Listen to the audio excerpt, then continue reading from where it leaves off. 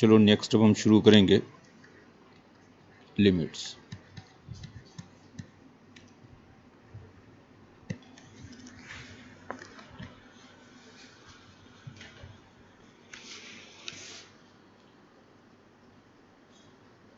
कुछ standard notations जो limit में फ्रीक्वेंटली यूज़ होंगे, पहले वो स्टैंडर्ड नोटेशंस आप समझें। जैसे अगर कहीं पे लिमिट में ये लिखा हुआ है,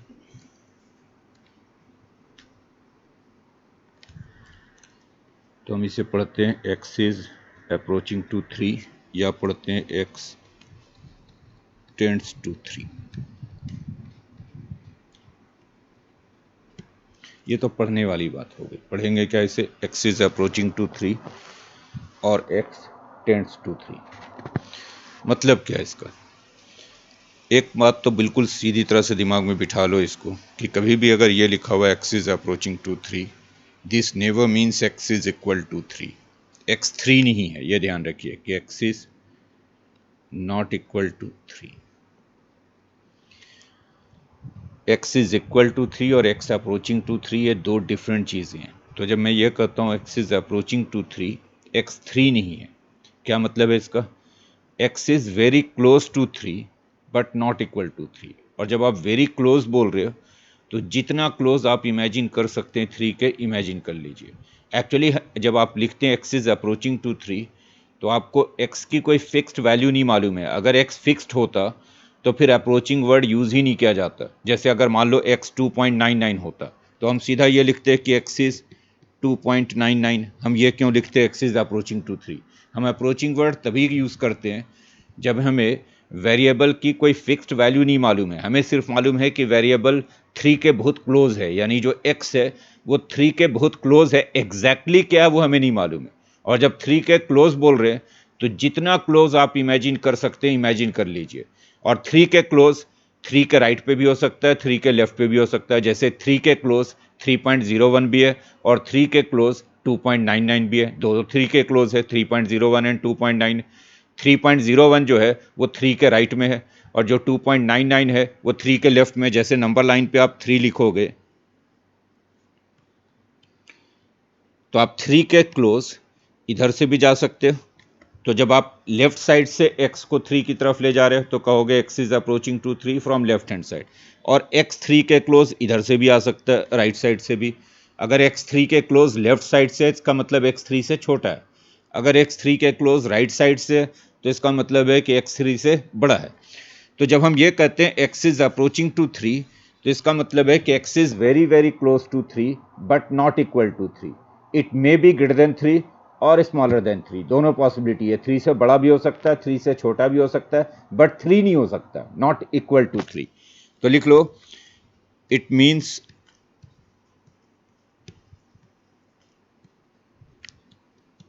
x is very close to 3।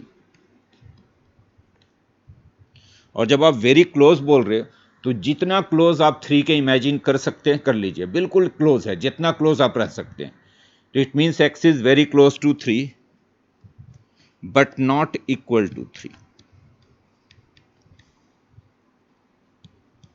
But not equal to 3। x may be greater or smaller than 3। तो जब अब भी आप लिख रहे हैं x इज अप्रोचिंग टू 3, तो इसका मतलब है कि x 3 के बहुत क्लोज है बट 3 नहीं है। 3 से बड़ा भी हो सकता है, 3 से छोटा भी हो सकता है।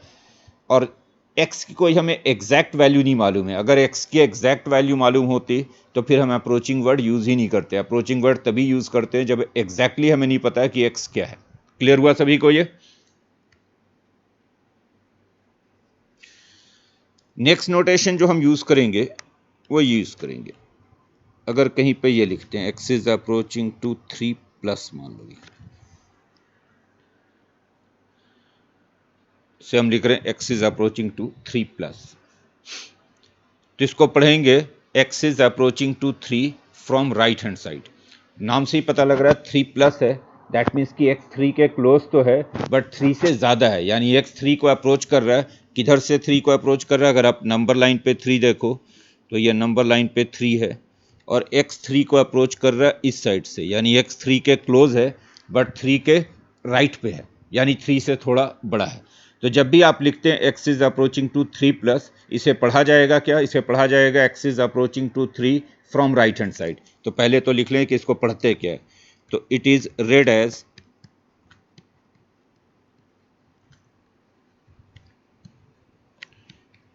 x is approaching to 3 from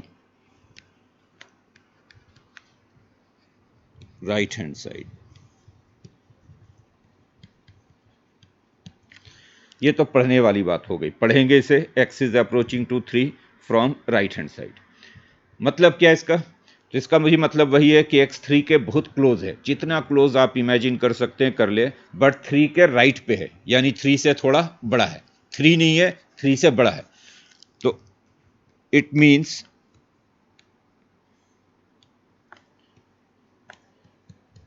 x is very close to 3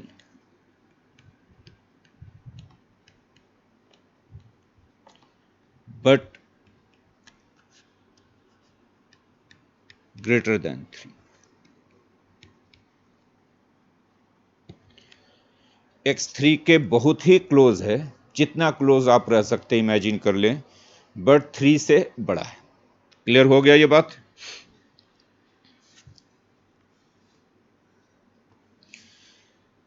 तीसरा नोटेशन जो यूज होगा और ये यूज होगा x इज अप्रोचिंग टू 3। जैसे मैं नंबर 3 बोल रहा हूँ तो 3 की जगह पे 4 आ जाएगा, 5 आ जाएगा, कोई भी नंबर है, मैं तो जस्ट एग्जांपल के लिए 3 बोल रहा हूँ। तो 3 की जगह पे 4 हो, 5 हो, 6 इससे कोई फर्क नहीं पड़ रहा है। नोटेशन का मतलब समझना कि ये नोटेशन एक्चुअली डिनोट क्या करता है। तो जब मैं कर रहा हूँ x is approaching to 3 minus, पहले तो इसको पढ़ेंगे क्या? तो इसको पढ़ेंगे x is approaching to 3 from left hand side. x 3 को अप्रोच कर रहा है, बट किधर से अप्रोच कर रहा है? लेफ्ट साइड से। यानी अगर मैं नंबर लाइन पे 3 देखूं तो ये नंबर लाइन पे 3 है और x 3 की तरफ जा रहा है इधर से, लेफ्ट साइड से, यानी x 3 के बहुत क्लोज है बट 3 से छोटा है। और जब भी मैं क्लोज बोलता हूँ लिमिट्स में, तो क्लोज का मतलब है कि जितना क्लोज आप इमेजिन कर सकते हैं कर ले, जितना क्लोज आप रह सकते हैं। तो it is read as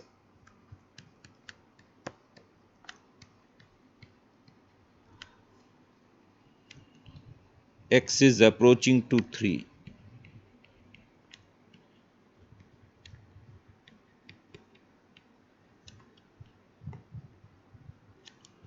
from left hand side।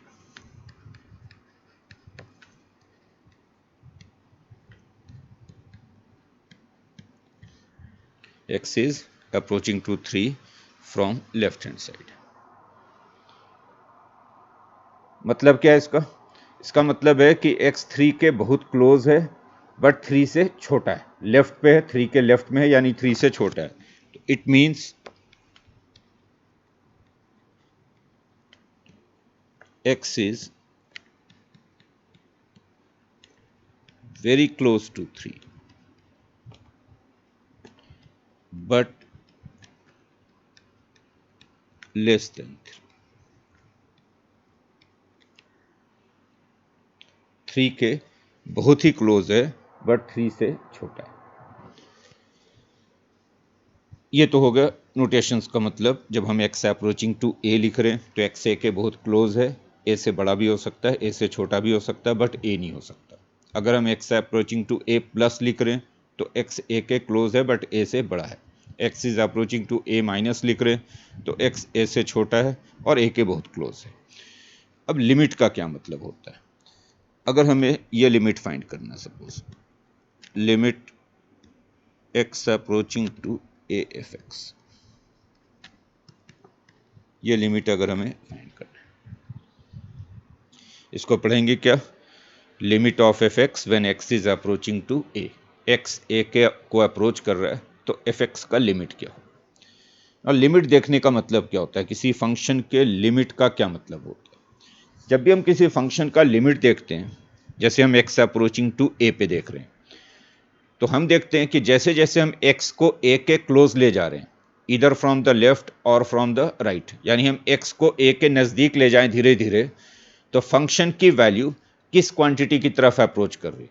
जैसे जैसे हम x को a के क्लोज कर रहे हैं, अगर फंक्शन की वैल्यू सपोज l के क्लोज होती जा रही हो, यानी हम x को जितना a के क्लोज करें फंक्शन की वैल्यू उतनी ही l के क्लोज हो जाए या l बन जाए, तो हम कहेंगे कि फंक्शन का लिमिट a पे l है।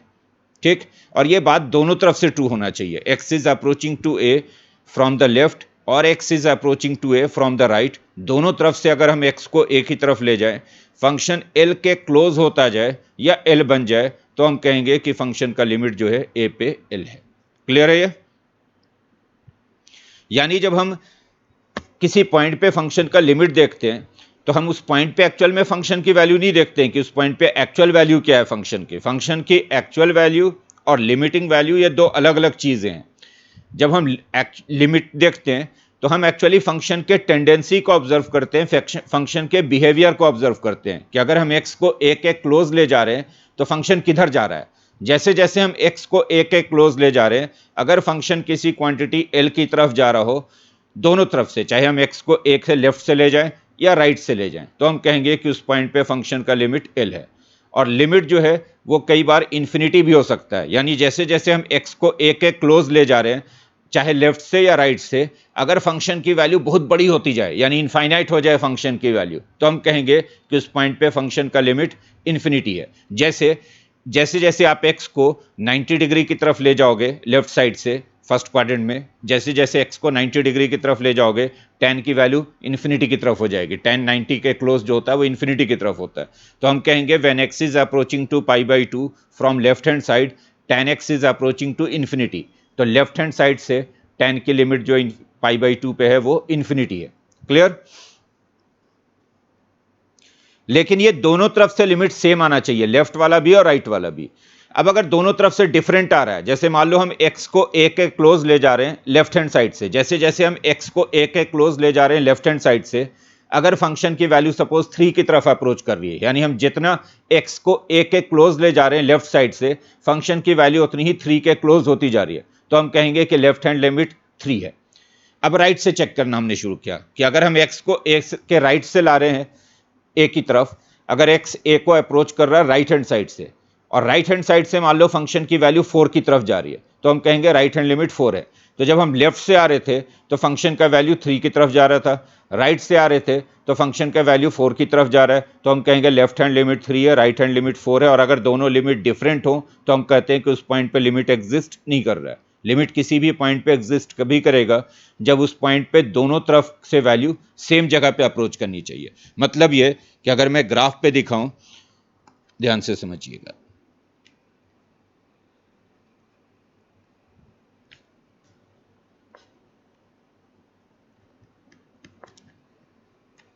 जैसे ये ग्राफ अगर मैं ड्रॉ कर रहा हूँ, अभी मेरे साथ साथ ड्रॉ करेंगे, एग्जैक्टली मैच करने की ज़रूरत नहीं है, सिर्फ लेवल मैच करेंगे कि जो मैं कोऑर्डिनेट्स ले रहा हूँ वो क्या ले रहा हूँ, बाकी एग्जैक्टली मैच।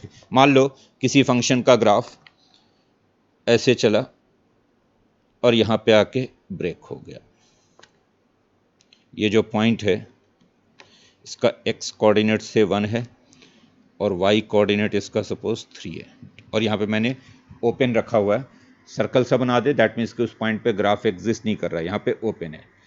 और फिर दोबारा जो ग्राफ शुरू हुआ वो मान लो यहाँ से शुरू हुआ और मान लो ऐसे इधर गया ग्राफ ऐसे। ये वाला जो पॉइंट है ये सपोज 1,2 है, और ये फंक्शन हमारा suppose y is equal to fx है। ये फंक्शन सपोज हमारा y is equal to fx। ऐसे ही मैं रैंडमली कोई फंक्शन ले रहा हूँ, मुझे नहीं पता ये कौन सा फंक्शन है, आपने एक रैंडमली कोई ग्राफ लिया। ये क्लियर? बोलो क्लियर है? अब अगर मैं आपसे पूछूं कि इस ग्राफ को देखते हुए आप मुझे बताओ कि फंक्शन की वैल्यू 1 पे कितनी है, f ऑफ 1 क्या है? बताओ विवेक, f ऑफ 1 कितना है? फंक्शन की वैल्यू 1 पे कितनी है? वैल्यू का मतलब क्या होता है? y कोऑर्डिनेट देखना है, तो 1 पे y कोऑर्डिनेट कितना है? 2 है, 3 पे ओपन है, 2 पे क्लोज है। ऊपर मैंने ऊपर ओपन बनाया हुआ है, तो जहां पे ओपन बनाया हुआ है वो वैल्यू नहीं लेंगे, जहां पे डॉट बनाया हुआ है वो वैल्यू लेंगे। तो 1 पे फंक्शन की वैल्यू 2 है, तो f1 क्या है, 2 है। क्लियर है? तो 1 पे फंक्शन की वैल्यू 2 है ये, लेकिन ये लिमिट नहीं है, ये एक्चुअल वैल्यू है। वही मैं समझा रहा हूं कि एक्चुअल वैल्यू और लिमिटिंग वैल्यू ये दो अलग अलग चीजें होती हैं। अगर आपसे पूछा जाए कि फंक्शन की वैल्यू 1 पे क्या है, तो फिर आपसे एक्चुअल वैल्यू पूछा जा रहा है, और एक्चुअल वैल्यू फंक्शन का 1 पे 2 है। ये क्लियर हो गया? लेकिन जब हम लिमिट देखेंगे, अब अगर आपसे पूछा जाए कि 1 पे लिमिट क्या है, यानी आपसे पूछा जाए कि x अप्रोचिंग टू 1 fx क्या होगा, 1 पे लिमिट देखिए, तो अब हम देख रहे हैं कि 1 पे ग्राफ ब्रेक हो रहा है, डिसकॉन्टिन्यूअस ग्राफ है। जब कहीं भी ग्राफ ब्रेक हो जाए तो हम कहते हैं कि उस पॉइंट पे फंक्शन डिसकॉन्टिन्यूअस है। तो 1 पे ग्राफ डिसकॉन्टिन्यूअस है। जब हम 1 के लेफ्ट से जा रहे हैं, जब हम लेफ्ट साइड से 1 की तरफ आ रहे हैं ऐसे, तो जब हम लेफ्ट से जैसे जैसे 1 की तरफ जाएंगे, कहाँ पे पहुंचेंगे? 1,3 पे पहुंचेंगे। अगर हम लेफ्ट से जाएंगे तो 1,3 पे पहुंचेंगे। तो जैसे जैसे हम x को 1 के क्लोज ले जाएंगे, फंक्शन की वैल्यू 3 के क्लोज होती जाएगी। तो हम कहेंगे कि लेफ्ट हैंड लिमिट जो है फंक्शन का 1 पे, वो 3 है। बोलो क्लियर है? जब आप लेफ्ट से जाओगे तो 3 के लेवल पे पहुंचोगे, ये 3 का लेवल है। बोलो क्लियर है? तो लेफ्ट हैंड लिमिट 1 पे 3 है। लेकिन अगर हम 1 के राइट में आ रहे हैं, इधर से आए 1 की तरफ, अगर राइट से 1 पे आए, तो जब हम राइट से 1 पे आएंगे तो फिर किस लेवल पे पहुंचेंगे? 2 पे पहुंचेंगे। आप ऐसे चल रहे हो ना, समझो कि आप इस ग्राफ पे चल रहे हो, और अगर आप इस ग्राफ पे लेफ्ट साइड से चल रहे हो, इधर से चल रहे हो, जो मैं ग्रीन मार्क कर रहा हूं, अगर लेफ्ट साइड से चल रहे हो ऐसे, तो आप कहां पहुंचोगे? आप पहुंचोगे 1,3 पे। अगर आप इस ग्राफ पे लेफ्ट साइड से चल रहे हो तो चलते चलते अल्टीमेटली आप कहां पहुंचोगे? 1,3 पे पहुंचोगे। दैट मीन्स कि लेफ्ट हैंड लिमिट 1 पे 3 है। लेकिन इसी ग्राफ पे अगर आप राइट हैंड साइड से चल रहे हो, अगर आप इसी ग्राफ पे राइट हैंड साइड से चल रहे हो, इधर से आ रहे हो, इधर से चलते चलते आए, तो कहां पहुंचोगे आप? 1,2 पे पहुंचोगे। बोलिए क्लियर है? तो लेफ्ट हैंड लिमिट 3 है इसका, और राइट हैंड लिमिट 2 है। क्योंकि अगर हम 1 की तरफ जाएंगे लेफ्ट साइड से तो हम 1,3 पे पहुंचेंगे। जो y कोऑर्डिनेट है वो लिमिटिंग वैल्यू है, ये ध्यान रखिए।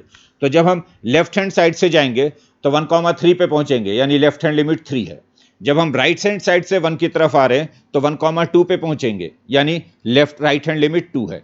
तो यहाँ पे लेफ्ट हैंड लिमिट 3 है, राइट हैंड लिमिट 2 है, दोनों लिमिट्स डिफरेंट हैं, तो हम कहेंगे 1 पे लिमिट एग्जिस्ट नहीं कर रहा है। लिमिट के एग्जिस्टेंस के लिए दोनों साइड से हम सेम जगह पे पहुंचने चाहिए, चाहे हम लेफ्ट से आ रहे हो या राइट से आ रहे हो, दोनों साइड से अगर एक ही पॉइंट पे पहुंचे, पी पॉइंट पे, तो उस पॉइंट पे लिमिट एग्जिस्ट करेगा।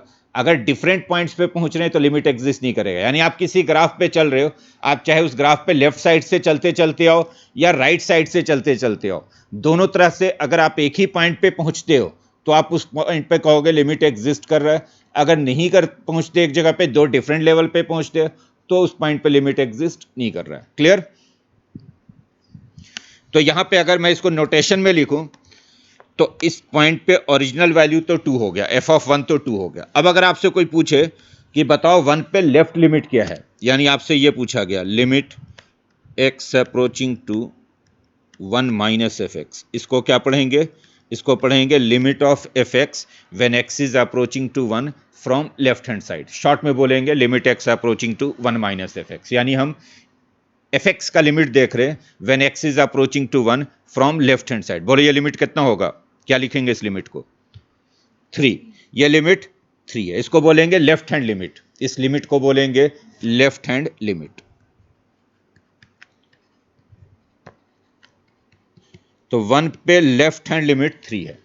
Left hand limit at 1 is 3। Clear? अगर मैं आपसे ये पूछूं limit x approaching to 1 plus f x, क्या बोलेंगे ये लिमिट?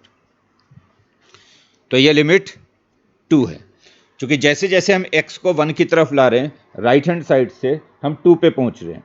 इस लिमिट को बोलेंगे राइट हैंड लिमिट।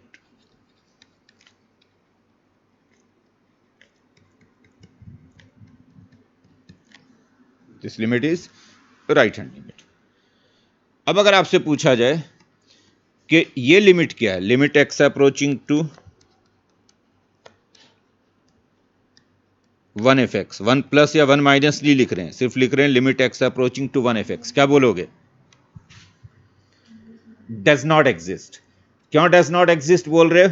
क्योंकि लेफ्ट वाला और राइट वाला दोनों डिफरेंट हैं। अगर दोनों सेम होता तो फिर जो दोनों होता वही लिमिट होता। जैसे दोनों तरफ से अगर मान लो हम 1,3 पे पहुंच रहे होते तो हम कहते हैं कि लेफ्ट वाला भी 3 है, राइट वाला भी 3 है, इसलिए 1 पे लिमिट 3 है।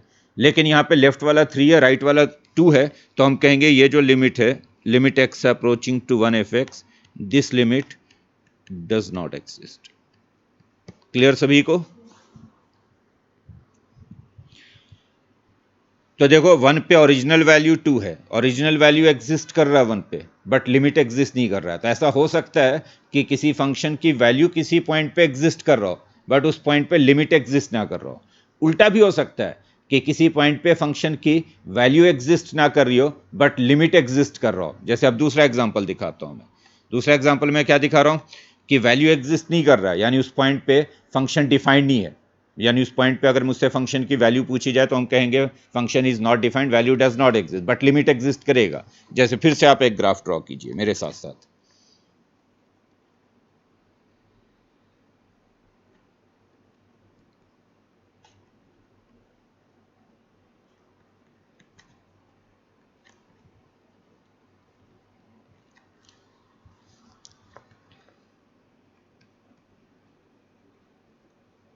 एग्जैक्ट ग्राफ मैच करने की कोई ज़रूरत नहीं है, बस आप लेवल मैच करेंगे, जो कोऑर्डिनेट्स है वो मैच करेंगे। मान लो किसी फंक्शन का ग्राफ ऐसे आया और यहाँ पे ब्रेक हो गया, से ये वाला पॉइंट 3,4 है, और फिर मान लो यहीं से दोबारा शुरू हो गया ऐसे, इस पॉइंट पे x कोऑर्डिनेट 3 है, y कोऑर्डिनेट 4 है, so this point is p। Clear? और ये फंक्शन हमारा suppose y is equal to f x है।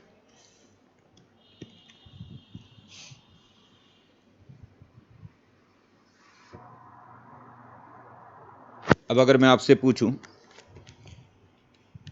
कि f3 क्या है, क्या बोलोगे? फंक्शन की वैल्यू 3 पे डज नॉट एग्जिस्ट, क्योंकि वहां पे मैंने ओपन किया हुआ ग्राफ को, यानी उस पॉइंट पे ग्राफ एग्जिस्ट नहीं कर रहा है। ग्राफ एग्जिस्ट नहीं कर रहा है तो फंक्शन एग्जिस्ट नहीं कर रहा है, यानी हम कहेंगे कि इस फंक्शन के डोमेन में 3 नहीं है, डोमेन में 3 नहीं है। क्लियर है? तो क्या बोलेंगे? f3 सिंपली हम बोलेंगे इज नॉट डिफाइंड। लिमिट के केस में हम बोलते हैं डज नॉट एग्जिस्ट, वैल्यू के केस में बोलते हैं नॉट डिफाइंड, यानी फंक्शन 3 पे डिफाइंड नहीं है, 3 डोमेन का पॉइंट नहीं है, f3 is not defined. Clear? बोलो। अगर आप डज नॉट एग्जिस्ट भी बोल दो तो कोई दिक्कत नहीं है, बट जनरली हम डोमेन वाले पॉइंट्स, जिस पॉइंट डोमेन में नहीं है वहां पे कहते हैं फंक्शन डिफाइंड नहीं है। फंक्शन डिफाइंड है यानी फंक्शन की वैल्यू एग्जिस्ट नहीं कर रही। तो देखो यहाँ पे एक्चुअली फंक्शन की वैल्यू एग्जिस्ट नहीं कर रही है, ठीक, यानी फंक्शन डिफाइंड नहीं है, 3 डोमेन का पॉइंट नहीं है। बट यहाँ पे हम देख रहे हैं कि अगर हम 3 की तरफ जाएं, इधर फ्रॉम द लेफ्ट और फ्रॉम द राइट, अगर हम इधर से 3 की तरफ आ रहे हैं, लेफ्ट साइड से चलते चलते चलते हम कहाँ पे पहुंचेंगे? p पे ही पहुंचेंगे।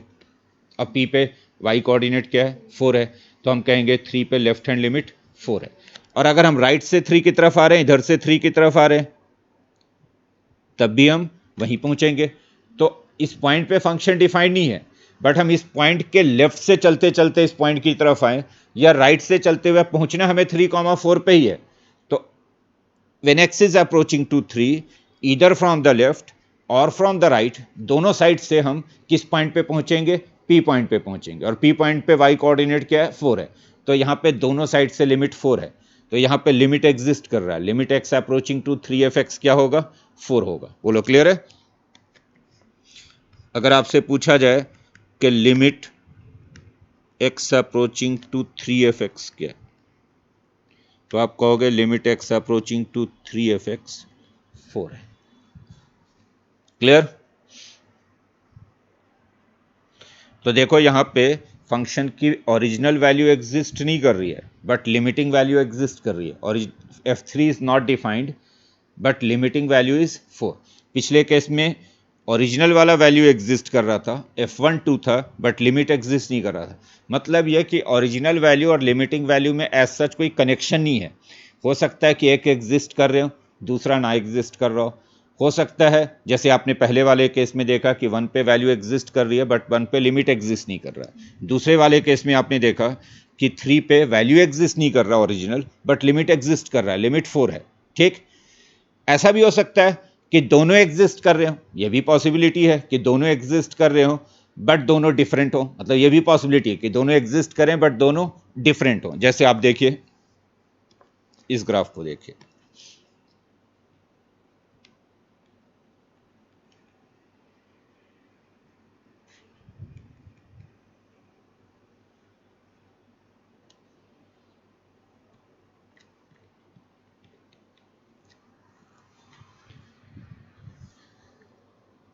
मान लो किसी फंक्शन का ग्राफ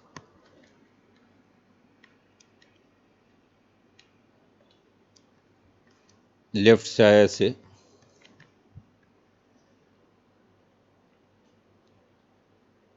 और यहां पहुंचा, ये पॉइंट सपोज 0,5 है, ओपन है वहां, ठीक है। और राइट से जो ग्राफ है वो मान लो ऐसा है, यहां भी ओपन है, ये सपोज 0,2 है, और ये वाला पॉइंट सपोज यहां पे डॉट है, ये 0,4 है, यानी 0,5 पे ओपन है, 0,2 पे ओपन है, बट 0,4 पे डॉट है। क्लियर? और ये फंक्शन हमारा y is equal to f x है।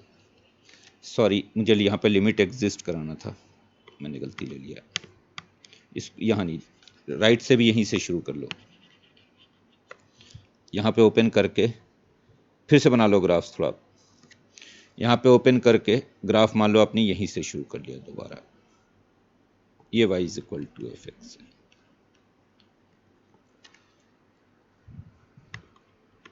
ये पॉइंट 0,5 है, राइट?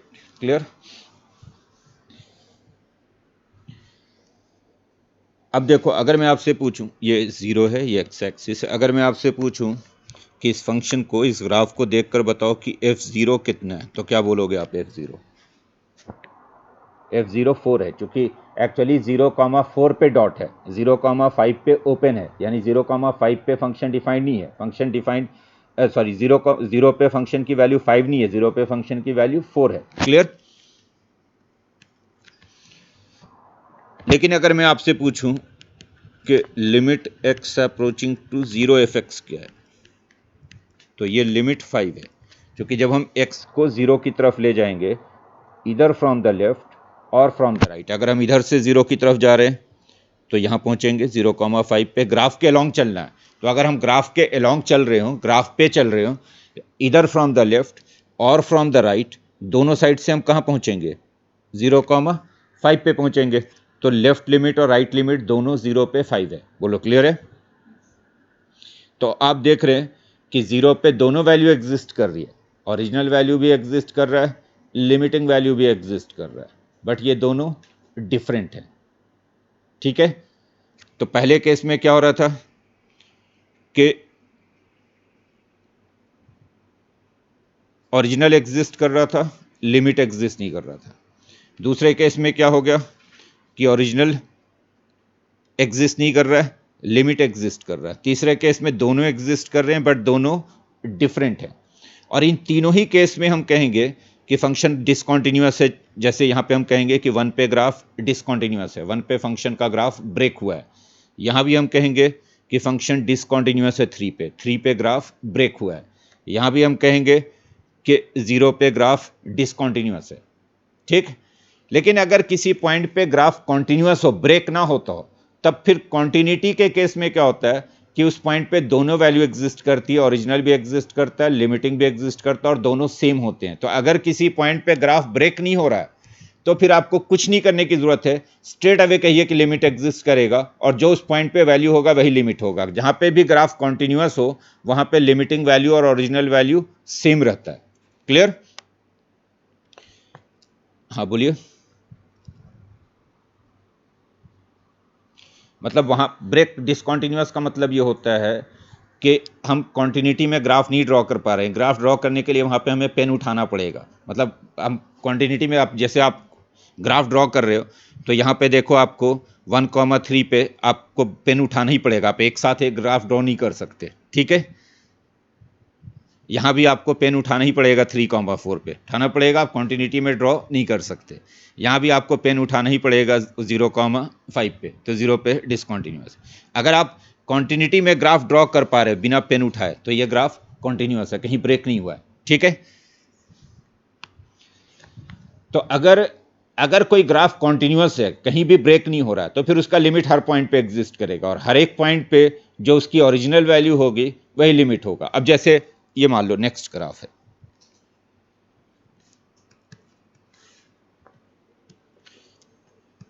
मान लो ये किसी फंक्शन का, ऐसे ही मैं रैंडमली करूँ कि ये मान लो किसी फंक्शन का ग्राफ से ये y is equal to f x है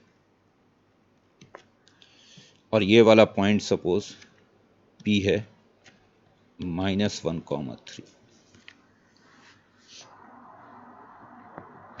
यानी इसका x कोऑर्डिनेट है -1 और y कोऑर्डिनेट है।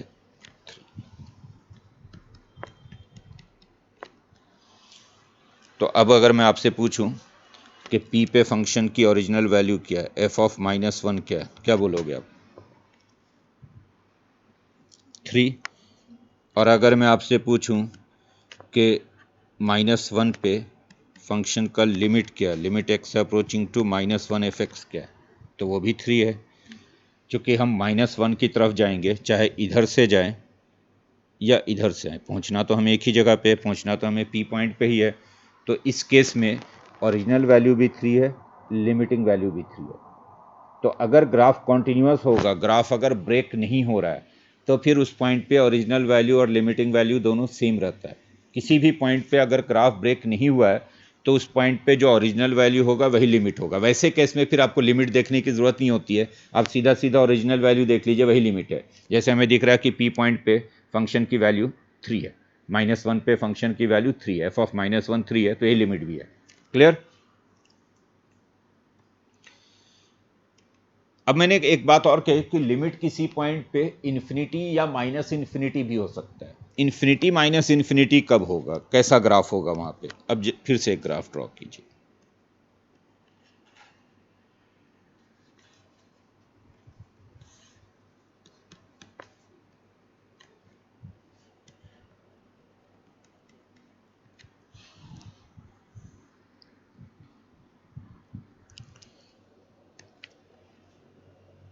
ये मान लो कोई वर्टिकल लाइन है ऐसे,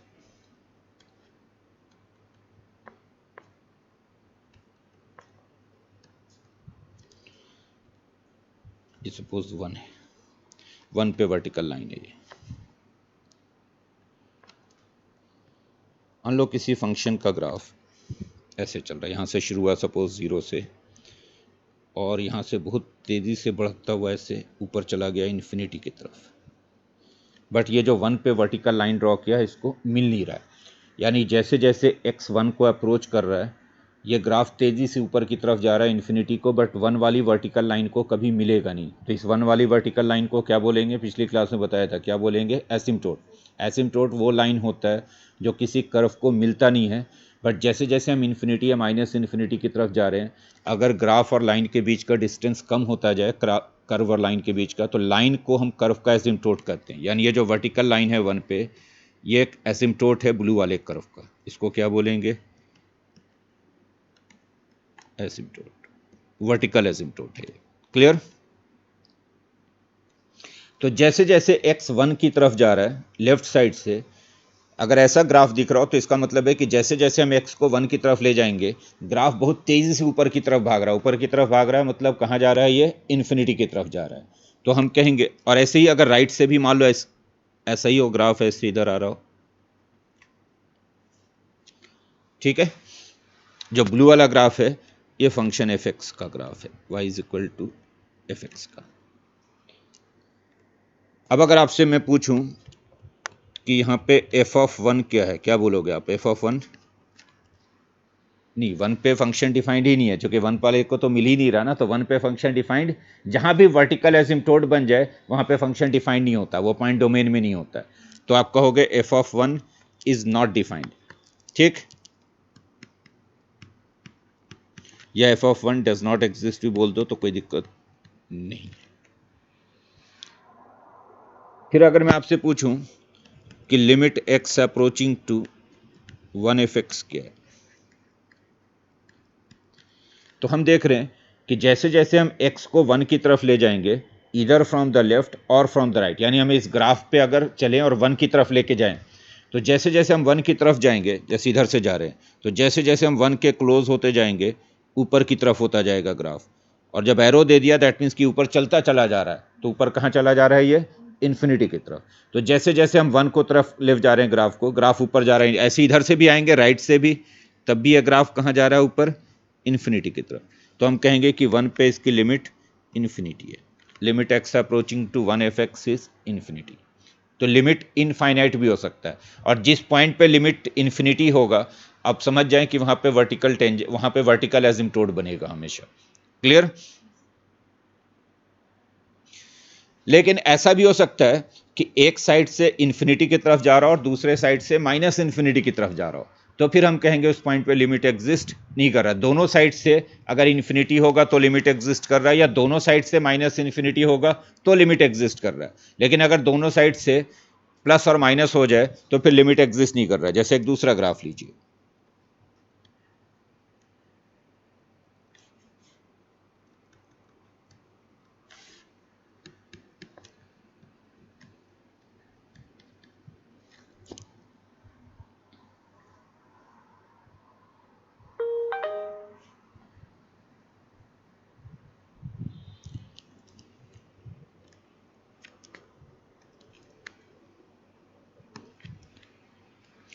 जैसे ये मान लो मैंने 3 पे ही वर्टिकल लाइन ड्रॉ कर दिया।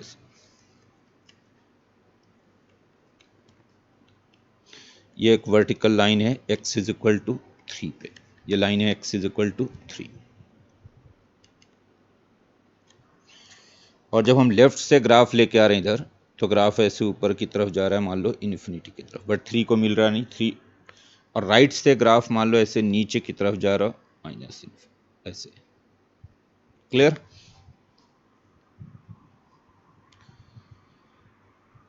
ऑब्वियसली अगर आपसे पूछा गया कि एफ ऑफ 3 क्या है, तो आप बोलोगे F of 3 is not defined.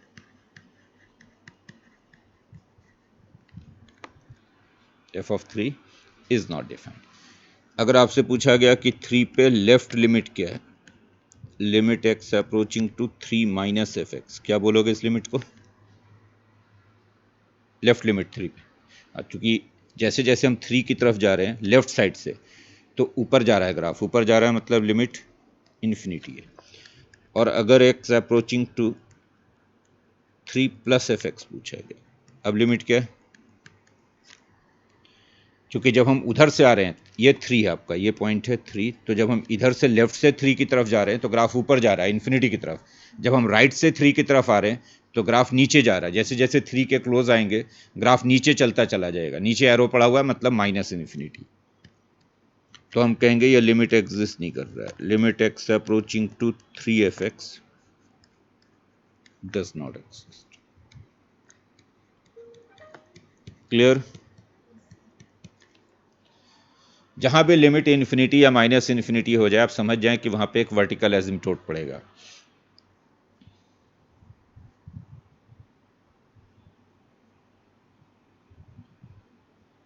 तो आपने सारी सिचुएशन देख ली। लिमिट का क्या मतलब है अब समझ गए आप कि किसी भी पॉइंट पे जब हम लिमिट देखते हैं फंक्शन का, तो हम ये देखना होता है कि उस पॉइंट के नेबरहुड में, यानी उस पॉइंट के आसपास फंक्शन की टेंडेंसी क्या है, फंक्शन का बिहेवियर क्या है। जैसे मान लो हम 3 पे लिमिट देख रहे हैं, limit x approaching to 3 f x, तो हम ये देखते हैं कि जब हम x को 3 के क्लोज ले जा रहे हैं, ईदर फ्रॉम द लेफ्ट और फ्रॉम द राइट, जैसे जैसे x को 3 के क्लोज ले जाएंगे फंक्शन की वैल्यू किधर जा रही है। अगर x को 3 के क्लोज ले जाने पे मान लो फंक्शन की वैल्यू 5 की तरफ जा रही है, लेफ्ट से भी और राइट से भी। अगर हम लेफ्ट से 3 की तरफ आ रहे हैं या राइट से 3 की तरफ आ रहे हैं, दोनों साइड से फंक्शन की वैल्यू 5 पे पहुंच रही है, तो हम कहेंगे उस पॉइंट पे लिमिट का एग्जिस्ट कर रहा है और उस पॉइंट पे लिमिट 5 है। या दोनों साइड से मान लो इन्फिनिटी की तरफ जा रहा हो तो उस पॉइंट पे लिमिट एग्जिस्ट कर रहा है, लिमिट इन्फिनिटी है। लेकिन अगर एक साइड से वैल्यू मान लो 5 की तरफ जा रहा हो, दूसरे साइड से 6 की तरफ जा रहा हो, लेफ्ट से मान लो फंक्शन की वैल्यू 5 की तरफ है, राइट से 6 की तरफ है, तो हम कहेंगे लेफ्ट हैंड लिमिट 5 है, राइट हैंड लिमिट 6 है, उस पॉइंट पे लिमिट एग्जिस्ट नहीं कर रहा है। या एक साइड से प्लस इन्फिनिटी है, दूसरे साइड से माइनस इन्फिनिटी है, तो उस पॉइंट पे लिमिट एग्जिस्ट नहीं कर रहा है। क्लियर है?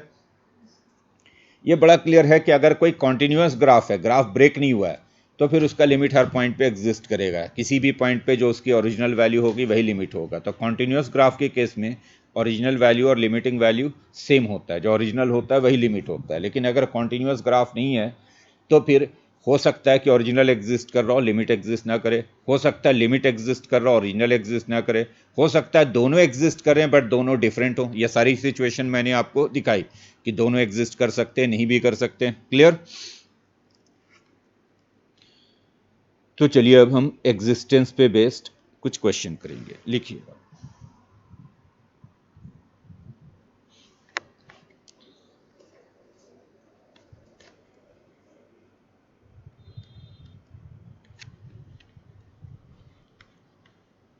fx is equal to 3x minus 4 and x is less than 5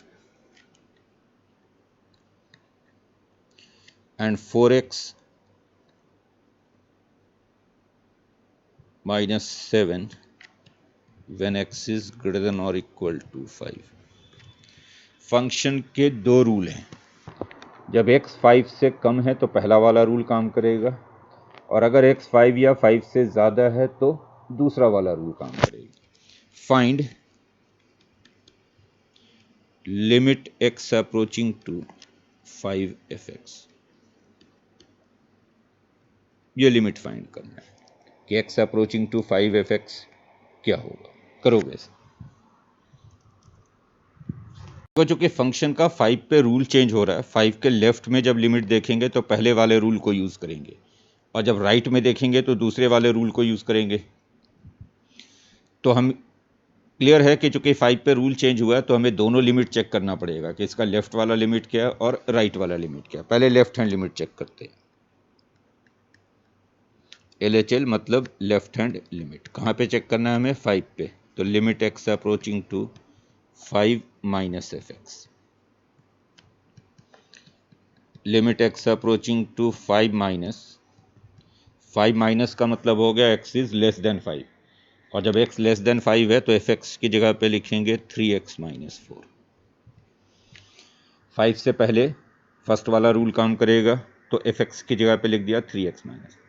और अब इसमें सिर्फ रख कर देख लो कि अगर x को 5 रखेंगे तो इसकी वैल्यू क्या होगी। तो देख बड़ा क्लियर है कि इसमें x को 5 रखोगे तो इसकी वैल्यू 11 है। मतलब जैसे जैसे x को 5 रखोगे तो ये क्या बनेगा? ये बनेगा 3 इंटू 5 माइनस 4। बोलो क्लियर? वही तो मैंने कहा ना कि जब हम लिमिट देखते हैं तो एक्चुअली वैल्यू नहीं देखते, हम टेंडेंसी देखते हैं।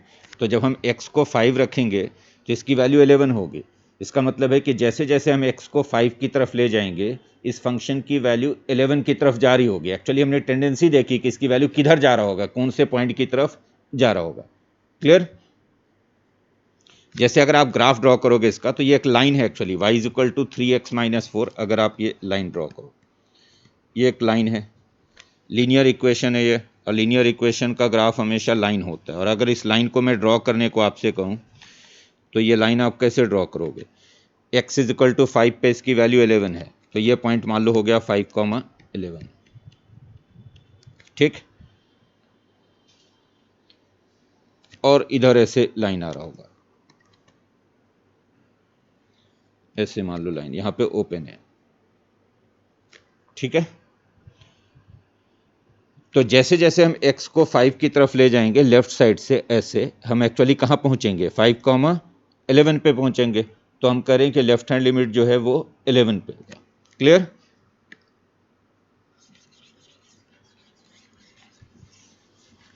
हम ये नहीं करें कि 5 पे इसकी वैल्यू 11 है, हम ये करें कि 5 पे इसकी लिमिट 11 है। इसका मतलब ये होता है कि जैसे जैसे x को 5 की तरफ ले जाओगे इसकी वैल्यू 11 के क्लोज होती जाएगी, ये नहीं कि 11 बन जाएगा। क्लियर? तो ये जो लिमिट हो गया ये 11 हो गया लेफ्ट हैंड लिमिट, ये लेफ्ट हैंड लिमिट आया। अब चेक करेंगे right hand limit. Limit x approaching to 5 plus f x,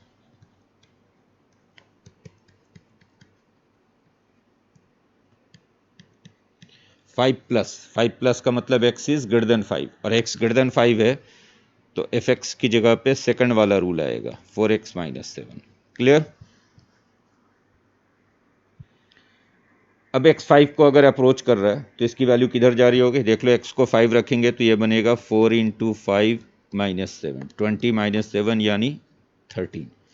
तो इसमें जब x5 को अप्रोच करेगा तो ये 13 की तरफ अप्रोच कर रहा है। बोलो क्लियर है? लेफ्ट हैंड लिमिट 11 है, राइट हैंड लिमिट 13 है, यानी लेफ्ट हैंड लिमिट और राइट हैंड लिमिट डिफरेंट है। तो इसलिए हम कहेंगे कि 5 पे लिमिट एग्जिस्ट नहीं कर रहा है। Limit x approaching to 5 f x does not exist. तो फाइनल आंसर आपका होगा कि 5 पे लिमिट एग्जिस्ट नहीं कर रहा है। Limit x approaching to 5 f x does not exist. Clear?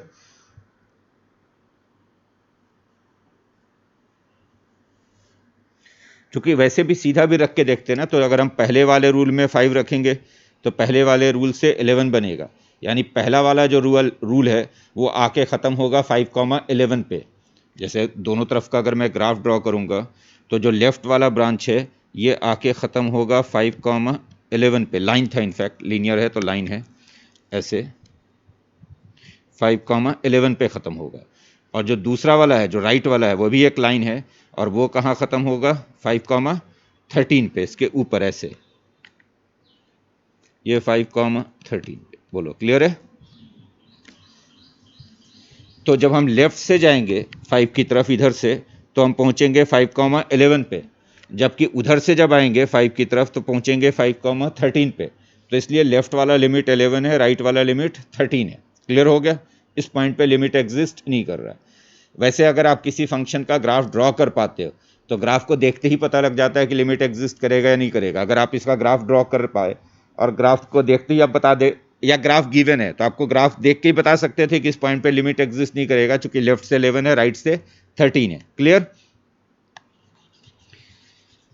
5 के अलावा अगर और किसी भी दूसरे पॉइंट पे इसका लिमिट देखें तो एग्जिस्ट करेगा।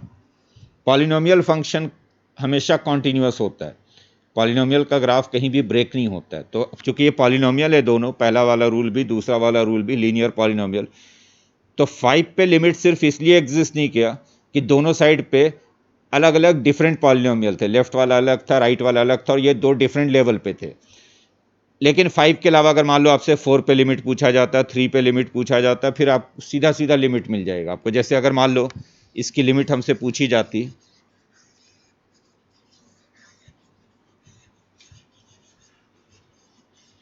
फाइव की बजाय मान लो हमसे पूछा गया होता कि limit x approaching to 3 f x क्या है, दोनों पूछा गया होता। मान लो 5 पे भी लिमिट पूछा गया होता और 3 पे भी लिमिट पूछा गया होता। ठीक है? तो अब अगर मुझे limit x approaching to 3 f x लिखना है, 3 पे पहले तो ये बताओ कि कौन सा रूल काम करेगा? 3 पे कौन पहला वाला रूल काम करेगा, और चाहे हम 3 के लेफ्ट में रहें या 3 के राइट में रहें, मतलब 3 से थोड़ा सा बड़ा ले या 3 से छोटा ले, 3.1 ले या 2.99 ले, रूल तो पहला वाला ही काम कर रहा होगा। तो 3 पे रूल ब्रेक नहीं हो रहा है, चाहे हम 3 के फर्स्ट लेफ्ट पे जाएं या 3 के राइट पे जाएं, हमारा रूल काम कर रहा होगा फर्स्ट वाला ही। तो हम कहेंगे limit x approaching to 3, 3x minus 4 होगा ये। बोलो क्लियर है? और जब इसमें 3 रखेंगे तो ये बनेगा 9 माइनस 4 यानी 5। तो 3 पे इसका लिमिट एग्जिस्ट करेगा और 3 पे इसका लिमिट 5 है। क्लियर? 5 पे लिमिट एग्जिस्ट नहीं कर रहा है, 3 पे एग्जिस्ट। अगर मान लो आपकी लिमिट, आपसे लिमिट पूछा गया होता है इसका कि 7 पे लिमिट क्या होगा इसका, limit x approaching to 7 f x, तो 7 पे कौन सा रूल काम करेगा? सेकंड वाला रूल 4x माइनस 7, और इसमें x को 7 रखेंगे तो ये बनेगा 28 माइनस 7 यानी 21। तो 7 पे इसका लिमिट 21 है। 3 पे लिमिट एग्जिस्ट कर रहा है, 3 पे लिमिट 5 है, 7 पे भी एग्जिस्ट कर रहा है, 7 पे लिमिट 21 है, बट 5 पे एग्जिस्ट नहीं कर रहा है। चूंकि 5 के लेफ्ट पे देखते हैं तो पहला वाला रूल काम करेगा, और लेफ्ट से लिमिट 11 आ रहा है। राइट पे चेक करते हैं तो दूसरा वाला काम करेगा, और राइट से इसकी लिमिट 3 आ रही है। बोलो क्लियर है? सॉरी, राइट से 13 आ रही है। अब यह भी जरूरी नहीं है कि अगर कहीं पर रूल ब्रेक हो रहा है तो उस पॉइंट पे लिमिट नहीं एग्जिस्ट करे, क्योंकि रूल ब्रेक होने के बावजूद भी अगर मान लो जहां पे लेफ्ट वाला ब्रांच खत्म हुआ, राइट वाला ब्रांच अगर यहीं से शुरू हो गया तो फिर उस पॉइंट पे लिमिट एग्जिस्ट कर जाएगा। बोलो क्लियर है? जैसे अगर मैं इस क्वेश्चन में थोड़ा सा चेंज कर दूं, यहां पे 4x माइनस 9 कर दूं से, तो अब इसका 5 पे भी लिमिट एग्जिस्ट करेगा, करेगा कि नहीं? क्योंकि अब अगर आप 5 के लेफ्ट में लिमिट देखो,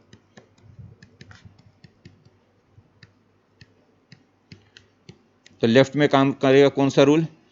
3x माइनस 4, एक्स को 5 रखेंगे तो 15 माइनस 4 11, राइट? और अगर राइट लिमिट चेक करूं तो 5 के राइट में काम करेगा 4x माइनस 9, 5 रखेंगे तो 20 माइनस 9 11। तो अब लिमिट एग्जिस्ट कर रहा है 5 पे भी, 5 पे लेफ्ट लिमिट भी 11 है, राइट लिमिट भी 11 है। तो अब हम कहेंगे कि limit x approaching to 5 f x ये एग्जिस्ट करेगा और ये लिमिट 11 होगा। क्लियर?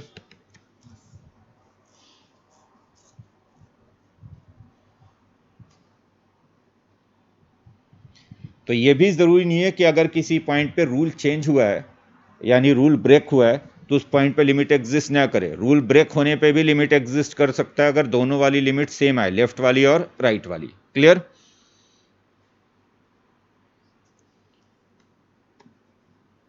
क्वेश्चन लिखिए।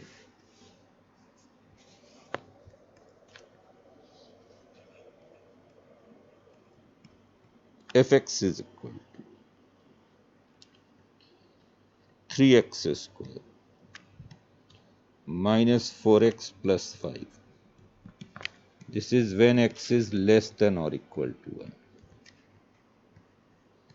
4x square plus x minus 6. This is when x is greater than or equal to 1. Find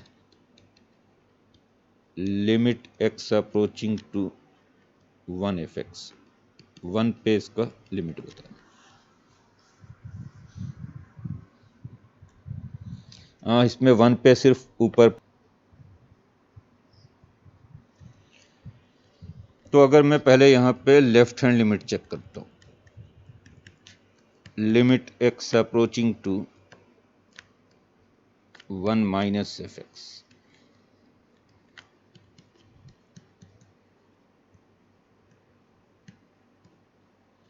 1 minus का मतलब हो गया x इज लेस देन 1, और x लेस देन 1 है तो फर्स्ट वाला रूल काम करेगा, 3x square minus 4x plus 5। x को 1 रखेंगे इसमें तो ये 3 माइनस 4 प्लस 5, तो लेफ्ट लिमिट 4 आ रहा है। Now right hand limit, limit x approaching to 1 plus f x, limit x approaching to 1 plus 1 के राइट में सेकंड वाला रूल काम करेगा, 4x square plus x minus 6। इसमें x को 1 रखा जाए तो ये 4 प्लस 1 माइनस 6 यानी माइनस 1। दोनों लिमिट्स डिफरेंट आ रही हैं, left hand limit and right hand limit equal नहीं है, और इसलिए हम कहेंगे कि 1 पे लिमिट एग्जिस्ट नहीं कर रहा है। Limit x approaching to 1 f x does not exist. Clear? Next question लिखो।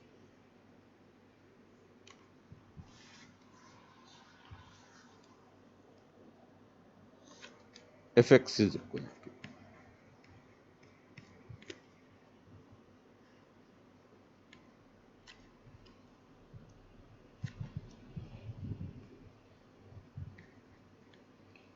X square minus a over x plus two, बल्कि एक्स माइनस टू कर दो।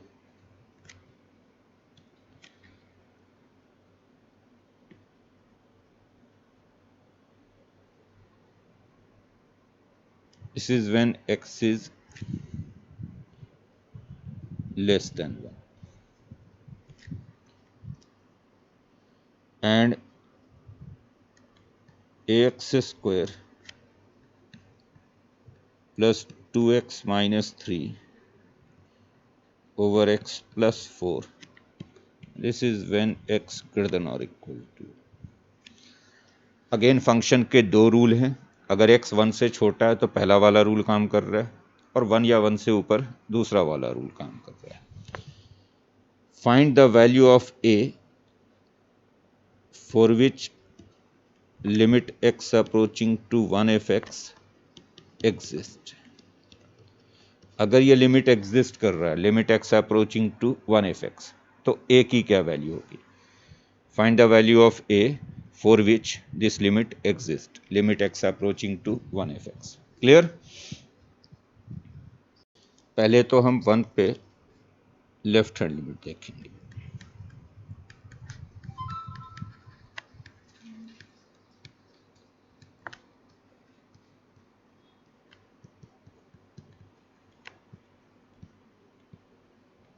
और 1 के लेफ्ट में जो फंक्शन है ये x square minus a over x minus to. When x is approaching to 1, it becomes 1 minus a over 1 minus 2, which is equal to a minus 1. तो इसका left hand limit a minus 1 है। Now right hand limit,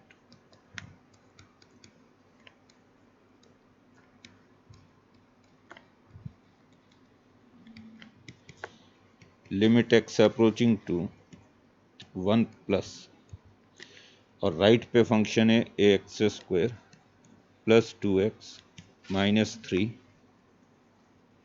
over x plus 4।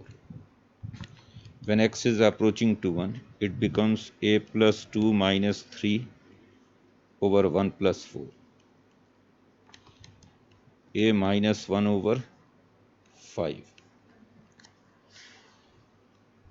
और जो कि आपसे कहा गया कि लिमिट एग्जिस्ट करना चाहिए 1 पे, तो 1 पे लेफ्ट हैंड लिमिट और राइट हैंड लिमिट दोनों इक्वल हो जाने चाहिए। तो a minus 1 should be equal to a minus 1 over 5। Cross करोगे तो 5a minus 5 is a minus 1, तो 4a is 4, a is 1। Clear? तो a की वैल्यू 1 के इक्वल है।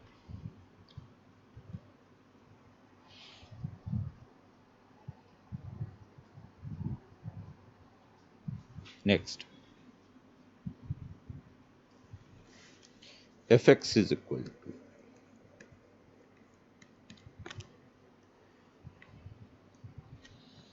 fx is a cos pi x plus b sin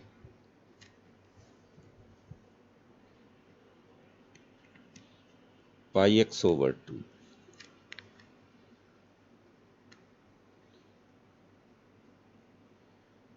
minus 3.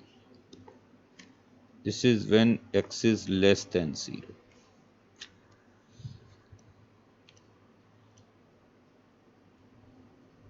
Then a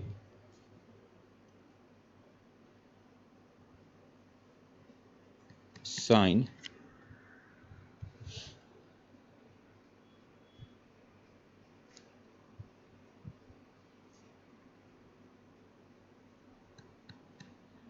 pi x over 2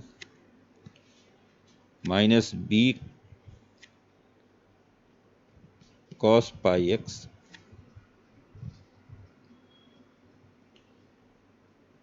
plus 4.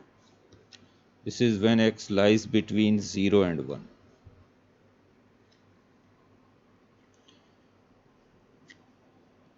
A cos pi x over 3 plus b sine pi x over 2 minus 5. This is when x is greater than or equal to 1.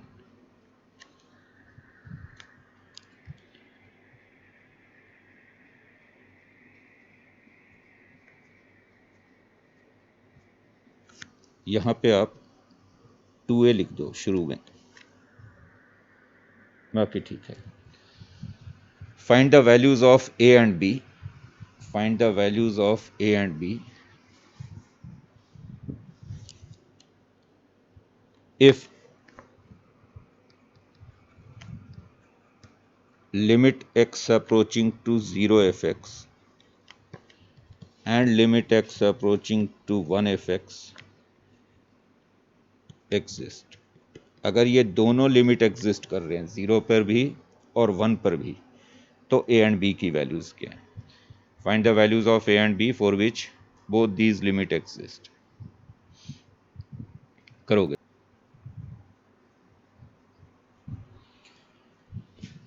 Check कर दो. चूंकि आपसे कहा गया कि 0 पे limit exist कर रहा है, मैं स्ट्रेट अवे लिख रहा हूँ, तो 0 पे लेफ्ट लिमिट और राइट लिमिट्स दोनों सेम होने चाहिए. पहले 0 पे चेक कर लो. Limit x approaching to 0 minus f x and limit x approaching to 0 plus fx. These two should be equal. Now limit x approaching to 0 minus 0 के left पे फंक्शन क्या है? 2a cos pi x plus b sin pi x by 2 minus 3. This is the function on the left of 0, 0 से पहले. और 0 के right में जो फंक्शन है ये a sin pi x by 2 minus b cos pi x plus 4. और जब इसमें x को 0 रखोगे तो cos 0 1 होगा, तो ये हो गया 2a sin 0 0 होगा माइनस 3.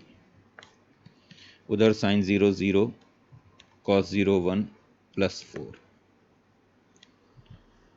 तो यहाँ से आ गया हमारे पास इक्वेशन b की वैल्यू आ गई 7 माइनस 2a. तो एक तो ये इक्वेशन है, b is 7 minus 2a, right?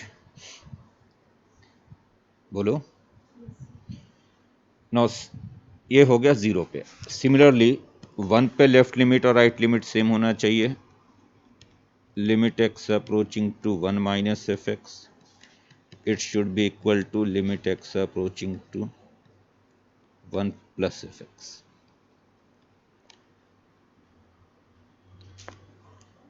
Limit x approaching to 1 minus 1 के लेफ्ट में फंक्शन क्या है? तो 1 के लेफ्ट में फंक्शन है a sin pi x by 2, जो सेकंड वाला रूल है, माइनस b cos पाई एक्स प्लस 4. और 1 के राइट में जो फंक्शन है, 1 के राइट में फंक्शन कौन सा हो गया? जो थर्ड रूल है, a cos pi x by 3 plus b sin pi x by 2, a cos pi x by 3 plus b sin pi x by 2 minus 5. अब इसमें x को 1 रखोगे तो a sin pi by 2, sin pi by 2 1, तो a cos पाई होता है minus 1, cos 180 degree minus 1, तो plus b plus 4. a cos pi by 3, cos pi by 3 is half, तो a into half. b sin pi by 2, sin pi by 2 1 minus 5. b तो खत्म हो जा रहा है यहाँ से. यहाँ से हो गया a, उधर से a बाई 2, तो a by 2 is minus 9, a is minus 18. तो a की वैल्यू माइनस 18 के इक्वल है. और जब a मिल गया तो इसको इक्वेशन 1 में रख दो, b मिल जाएगा। तो फ्रॉम इक्वेशन 1 b क्या हो जाएगा, 7 माइनस 2 इंटू माइनस 18, 43। तो ये आंसर है, a इज -18, b इज 43। कुछ गलती किया आप लोगों ने वैल्यू रखने में, क्या गलती की? कॉस पाई की वैल्यू -1 होगी, तो वो a प्लस बी हो जाएगा।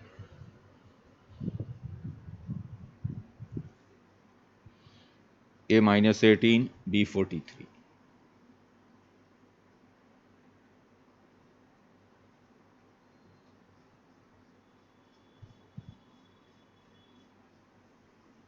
क्लियर सभी को?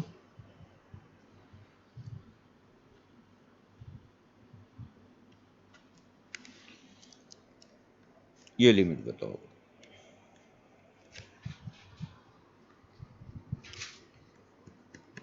Limit x approaching to 4 integral part of x। ये ग्रेटेस्ट इंटीजर फंक्शन है, इंटीग्रल पार्ट है ये लिमिट क्या होगा? अगर कोई नंबर 0 और 1 के बीच में तो उसका इंटीग्रल पार्ट 0 होगा, नीचे वाले इंटीजर पे आएगा। अगर कोई नंबर 1 और 2 के बीच में तो उसका इंटीग्रल पार्ट 1 होगा। अगर कोई नंबर 2 और 3 के बीच में तो उसका इंटीग्रल पार्ट 2 होगा।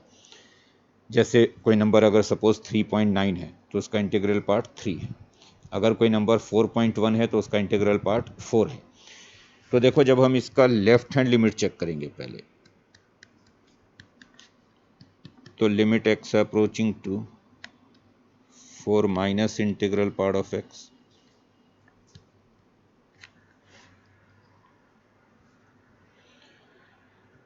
और 4 माइनस का मतलब क्या है कि x 4 से थोड़ा सा कम है। 4 minus means x is slightly less than 4। और अगर x 4 से थोड़ा कम है तो इसका मतलब 3 और 4 के बीच में, और 3 और 4 के बीच में तो उसका इंटीग्रल पार्ट 3 हो जाएगा। तो ये लिमिट होगा 3, क्योंकि x 4 से थोड़ा सा कम है। सपोज 3.9 है, वैसे ही मैं कर रहा हूँ एग्जाम्पल के लिए कि अगर x 4 से थोड़ा सा कम है, सपोज 3.99 है, तो 3.99 का इंटीग्रल पार्ट 3 होगा, नीचे वाले इंटीजर पे आएगा। वैसे भी इंटीग्रल पार्ट का मतलब होता है जो डिसमल से पहले वाला नंबर है। 3.9 है तो इसका इंटीग्रल पार्ट 3 है, फ्रैक्शनल पार्ट 0.99 है। क्लियर हुआ ये? नाउ राइट हैंड लिमिट जब चेक करेंगे तो x is approaching to 4 plus,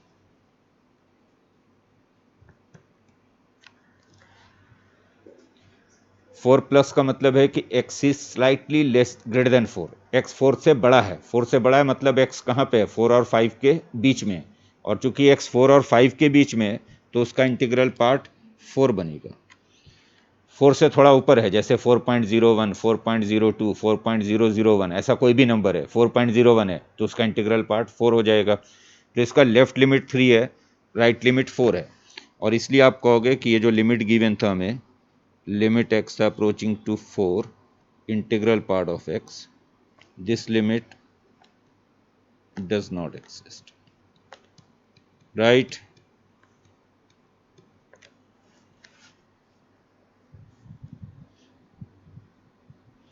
in fact greatest integer function जो है इंटीग्रल पार्ट, इसका लिमिट किसी भी इंटीजर पे एग्जिस्ट नहीं करेगा। आप किसी भी इंटीजर पे चेक करोगे तो लेफ्ट वाला और राइट वाला लिमिट डिफरेंट आएगा। जैसे 4 पे चेक कर रहे तो लेफ्ट आ रहा है 3, राइट आ रहा है 4। ऐसे ही 3 पे चेक करते तो लेफ्ट 2 आता और राइट 3 आता। वैसे भी आपको मैंने ग्रेटेस्ट इंटीजर फंक्शन का ग्राफ ड्रॉ करके दिखाया था, और अगर आप उस ग्राफ को भी देखो तो ग्रेटेस्ट इंटीजर फंक्शन का जो ग्राफ होता है वो सारे इंटीजर पे ब्रेक होता है।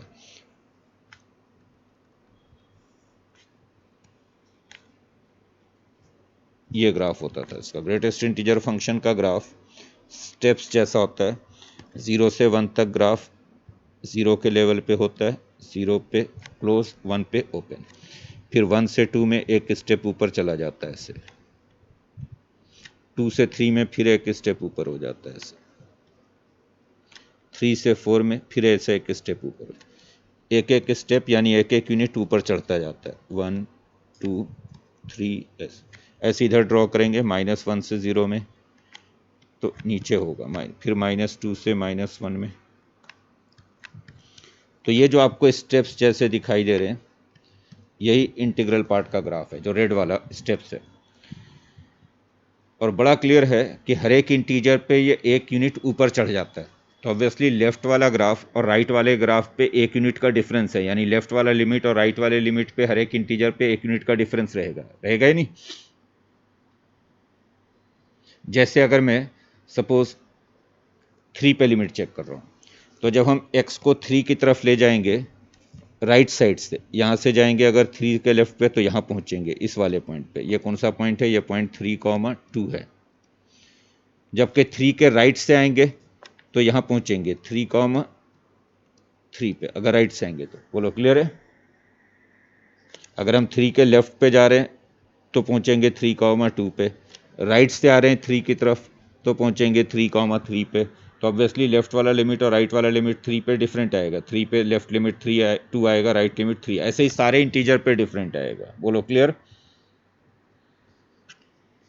बाकी इंटीजर्स को छोड़कर बाकी सारे पॉइंट पे इसका लिमिट एग्जिस्ट करेगा, क्योंकि बाकी सारे पॉइंट पे ये कॉन्टिन्यूस ग्राफ है और कॉन्टिन्यूस का लिमिट एग्जिस्ट करता है सिर्फ उस इंटीजर पे, चूंकि डिसकॉन्टिन्यूटी है। और डिसकॉन्टिन्यूटी भी कैसी है? जंप हो जा रहा है, 1 यूनिट का गैप हो जा रहा है, इसलिए लिमिट वहां पे एग्जिस्ट नहीं कर रहा है। क्लियर? तो अगर कोई भी जनरल इंटीजर भी लेता मैं, अगर ये लेता limit x approaching to n integral part of x, जहाँ पे n कोई भी इंटीजर है, तो हम स्ट्रेट अवे कह देंगे this limit does not exist. यहाँ पे n क्या है? एनी इंटीजर है। क्लियर? लेकिन अगर n इंटीजर नहीं है, किसी नॉन इंटीग्रल पॉइंट पे लिमिट देख रहे हो, तो लिमिट एग्जिस्ट करेगा, फिर सीधा सीधा वैल्यू ले लोगे। जैसे अगर आपसे पूछा जाता कि ये लिमिट क्या होगा? लिमिट x अप्रोचिंग टू से √5 इंटीग्रल पार्ट ऑफ x, ये लिमिट। तो √5 इंटीजर नहीं है, ये लिमिट एग्जिस्ट करे। √5 एक्चुअली रफली होगा कितना? 2 पॉइंट समथिंग होगा, 2 से थोड़ा ऊपर, बोलो 2.4 के आसपास होगा, 2.4 2.5 के बीच में। क्लियर? तो √5 जो है वो 2.4 और 2.5 के बीच में कुछ है। ठीक है, तो अब आप 2.4 से थोड़ा सा ऊपर लो या थोड़ा सा नीचे लो, अजय आपने 2.4 लिया या 2.5 लिया, कुछ भी लिया, इंटीग्रल पार्ट तो 2 पे ही आना है। बोलो क्लियर है? तो √5 जो है वो चूंकि 2 और 3 के बीच में है, तो इससे थोड़ा सा ज़्यादा ले लूँ या इससे थोड़ा सा कम भी ले लूँ तो इंटीग्रल पार्ट तो 2 पे ही आएगा। तो ये लिमिट एग्जिस्ट करेगा और ये लिमिट 2 होगा। क्लियर?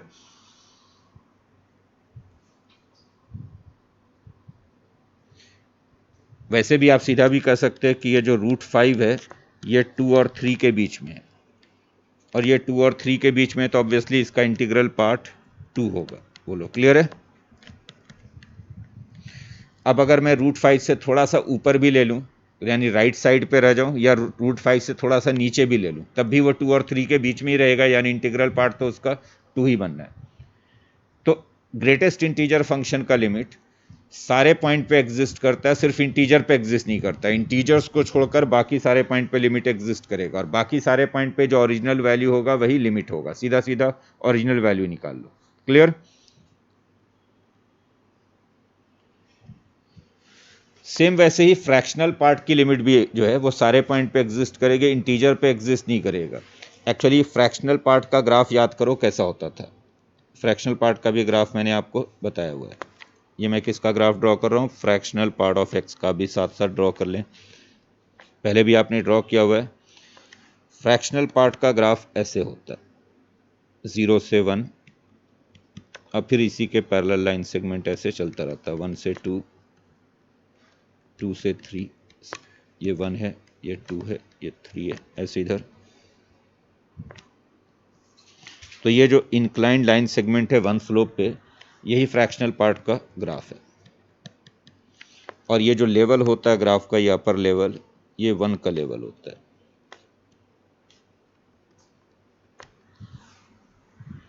यानी अगर कोऑर्डिनेट लिखूं तो ये वाला पॉइंट 1,1 है, ये वाला पॉइंट 2,1 है, ये वाला पॉइंट 3,1 है, ऐसे ये वाला पॉइंट 0,1 है, ये पॉइंट -1, 1 है। बोलो क्लियर है? और बॉटम वाले पॉइंट देखूं तो ये पॉइंट 1, 0 है, ये पॉइंट 2, 0 है, ऐसे ये पॉइंट -1, 0 है। बोलो क्लियर? तो बड़ा ऑब्वियस है कि फ्रैक्शनल, ये किसका ग्राफ है? y is equal to fractional part of x का। तो बड़ा क्लियर है कि ये भी किसी भी इंटीजर पे इसका लिमिट एग्जिस्ट नहीं करेगा, क्योंकि आप किसी भी इंटीजर पे देखोगे तो लेफ्ट साइड से ये 1 के लेवल पे जाएगा, जबकि राइट साइड से ये 0 के लेवल पे पहुंचेगा। जैसे अगर मैं 2 पे लिमिट चेक कर रहा हूँ, तो अगर मैं 2 के लेफ्ट से आ रहा हूँ ऐसे, तो कहाँ पहुंचूंगा? 2, 1 पे, तो लेफ्ट साइड से लिमिट 1 होगा। बोलो क्लियर है? और राइट से जब आएंगे 2 की तरफ इधर से, तो कहाँ पहुंचेंगे? 2, 0 पे, तो राइट से लिमिट 0 है, जबकि लेफ्ट से लिमिट 1 है। क्लियर? तो अगर आपको लिमिट लिखना हो, limit x approaching to n fractional part of x किसी भी इंटीजर पे, तो अगर आप लेफ्ट से लिमिट चेक करोगे तो ये 1 आएगा, और राइट से चेक करोगे तो ये 0 आएगा। और इसलिए आप कहोगे कि n पे इसका लिमिट एग्जिस्ट नहीं कर रहा है, n चाहे कोई भी इंटीजर हो, डज नॉट। n क्या है यहाँ पे? एनी इंटीजर, किसी भी इंटीजर पे चेक कर लो, चाहे 1 पे, 2 पे, 3 पे, 4 पे, कहीं पे भी चेक करो। तो जब आप लेफ्ट से जाओगे तो ग्राफ ऊपर जा रहा होगा, ऊपर जा रहा होगा यानी 1 के लेवल पे जाएगा। जब आप राइट से आओगे तो ग्राफ नीचे आ रहा होगा, किधर आ रहा होगा? 0 की तरफ। क्लियर? बट इंटीजर को छोड़कर बाकी पॉइंट पे इसका लिमिट एग्जिस्ट करेगा, बाकी पॉइंट पे जो ओरिजिनल वैल्यू होगी वही इसकी लिमिट होगी, क्योंकि इंटीजर्स को छोड़कर बाकी सारे पॉइंट पे यह कॉन्टिन्यूअस है। जैसे अगर आप मान लो आपसे पूछा गया, ध्यान से समझिएगा, अगर मान लो आपसे पूछा गया कि limit x approaching to 3 fractional part of x क्या है, तो आप स्ट्रेट अवे बोलेंगे डज नॉट एग्जिस्ट, इंटीजर पे इसका लिमिट एग्जिस्ट नहीं कर रहा है। क्लियर? हाँ, अगर 3 पे लेफ्ट लिमिट पूछा जाता तो लेफ्ट लिमिट 1 होगा, राइट लिमिट 0 होगा, क्योंकि आप 3 की तरफ जब लेफ्ट से जाओगे, अभी आप ग्राफ पे भी देख रहे थे कि जब हम 3 की तरफ लेफ्ट से जाएंगे, जैसे इधर से जा रहे हैं 3 की तरफ, तो पहुंचेंगे 3, 1 पे, राइट से जाएंगे तो पहुंचेंगे 3, 0 पे। क्लियर? अनंत, आवाज आ रही तुम्हें? तो ये लिमिट एग्जिस्ट नहीं कर रहा है। लेकिन अगर इंटीजर ना हो, कोई नॉन इंटीजर हो, तो फिर आप सीधा सीधा ओरिजिनल वैल्यू रख दोगे। जैसे मान लो आपसे पूछा गया limit x approaching to 17/3 fractional part of x क्या होगा, मान लो ये पूछा गया, तो ये इंटीजर नहीं, इसकी लिमिट एग्जिस्ट करेगी, हम सीधा सीधा x की जगह पे 17/3 डाल देंगे, तो ये हो गया फ्रैक्शनल पार्ट ऑफ 17/3। और 17/3 होता है क्या? 17/3 होगा 5 होल नंबर 2/3। बोलो क्लियर? तो इसका मतलब है कि 17/3 का इंटीग्रल पार्ट 5 है और फ्रैक्शनल पार्ट 2/3 है। जो इंटीजर वाला पार्ट होता है वो इंटीग्रल पार्ट हो जाता है, जो फ्रैक्शन बचता है वही फ्रैक्शनल पार्ट होता है। तो इसका फ्रैक्शनल पार्ट हो गया 2/3, तो आंसर हो जाएगा 2/3। बोलो क्लियर? अगर यही 17/3 पे इंटीग्रल पार्ट की लिमिट पूछी गई होती, limit x approaching to 17/3 integral part of x, तो फिर हम लिखते हैं इंटीग्रल पार्ट ऑफ 17/3, और 17/3 का इंटीग्रल पार्ट 5 होगा, क्योंकि हम देख ही रहे हैं ये 5 होल नंबर 2/3 है। बोलो क्लियर है?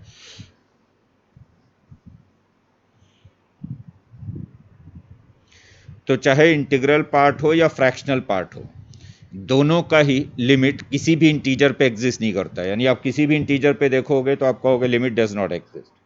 और अगर नॉन इंटीजर पे देख रहे हैं, इंटीजर को छोड़कर किसी और पॉइंट पे, तो लिमिट एग्जिस्ट करेगा, जो उसकी ओरिजिनल वैल्यू होगी वही लिमिट होगा। क्लियर?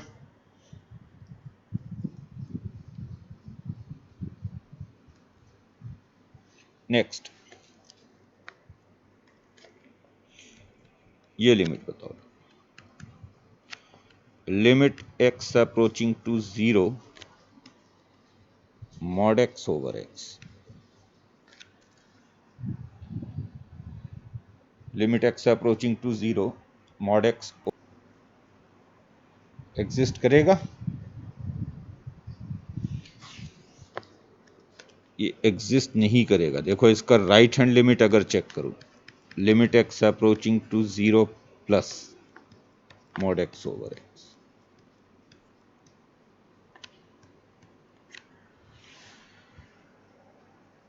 एक्स 0 प्लस है यानी एक्स पॉजिटिव है। 0 प्लस का मतलब क्या हो गया कि 0 से थोड़ा सा ऊपर है यानी पॉजिटिव है, और एक्स चूंकि पॉजिटिव है तो फिर मॉड एक्स और एक्स सेम होगा, पॉजिटिव नंबर का मॉड वही रह जाता है। तो अगर मॉड हटा दूं तो कोई फर्क नहीं पड़ेगा, ये एक्स ओवर एक्स हो जाएगा। क्यों मॉड हटाने पे कोई फर्क नहीं पड़ेगा? चूंकि एक्स पॉजिटिव नंबर है, पॉजिटिव नंबर है तो उसका मॉड वही रह जाएगा। बोलो क्लियर है?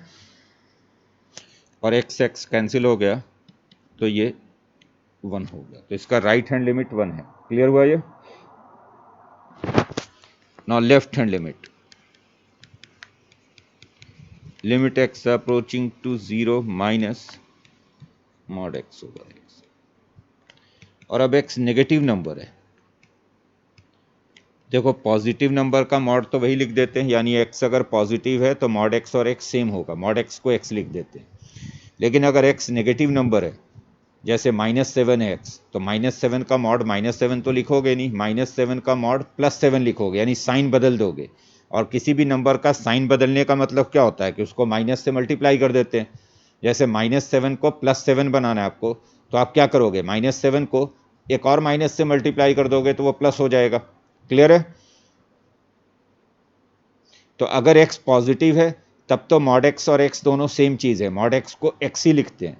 लेकिन अगर x नेगेटिव है तो मॉड x को x नहीं लिखते हैं, मॉड x को -x लिखते हैं, यानी उसको माइनस से मल्टीप्लाई करते हैं ताकि वो पॉजिटिव बन जाए। बोलो क्लियर है? तो अगर x पॉजिटिव हो तो मॉड x को x लिखते हैं, x नेगेटिव हो तो मॉड x को -x लिखते हैं। तो अगर x नेगेटिव है तो मॉड x को लिखेंगे -x, तो -x ओवर x कैंसिल होकर आएगा ये -1। बोलो क्लियर? तो इसका राइट हैंड लिमिट 1 है, लेफ्ट हैंड लिमिट -1 है। और इसलिए आप कहोगे कि ये जो गिवन लिमिट था, this limit does not exist, ये एग्जिस्ट नहीं कर रहा है। बोलो क्लियर? वैसे भी देखो ना, अगर आप मॉड एक्स ओवर एक्स में एक्स की जगह पे कोई भी पॉजिटिव नंबर रख के देख लो, इसकी वैल्यू 1 बनेगी। आप कोई भी पॉजिटिव नंबर रैंडमली रख के देख लो, जैसे आपने एक्स को 0.1 रख दिया तो नीचे 0.1, ऊपर भी 0.1 का मॉड तो 0.1 ही रहेगा, तो कैंसिल होकर ये 1 बनेगा। तो अगर x की जगह पे पॉजिटिव नंबर रखोगे तो ये 1 बनेगा। बोलो क्लियर है? लेकिन अगर x की जगह पे कोई नेगेटिव नंबर रखोगे, जैसे आपने इसे -0.1 लिखा, तो नीचे हो जाएगा -0.1, और ऊपर चूंकि मॉड है तो -0.1 का मॉड तो +0.1 हो जाएगा। बोलो क्लियर है? कैंसिल होकर ये -1। तो x की जगह पे कोई भी पॉजिटिव नंबर रखेंगे तो ये 1 बनेगा, नेगेटिव नंबर रखेंगे तो ये -1 बनेगा। इसलिए राइट हैंड लिमिट इसका 1 होगा, लेफ्ट हैंड लिमिट इसका -1 होगा। क्लियर? ये लिमिट फाइंड करो, limit x approaching to 4 mod of x -4 over x -4।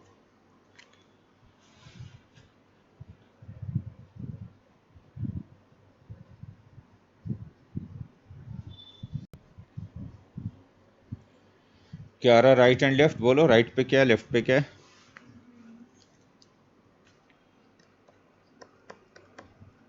और राइट प्लस, बिल्कुल। देखो जब हम राइट हैंड लिमिट लेंगे x4 प्लस,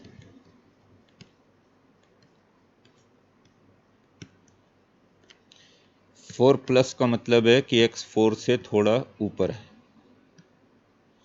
और x अगर 4 से थोड़ा ऊपर है तो x -4 पॉजिटिव रहेगा, क्योंकि अगर आप x को 4 से थोड़ा ज़्यादा लोगे तो ऑब्वियसली x -4 पॉजिटिव रहेगा, और पॉजिटिव नंबर का मॉड वही रह जाता है, मॉड हटाने से कोई चेंज नहीं होगा, तो कैंसिल होकर ये 1 बनेगा।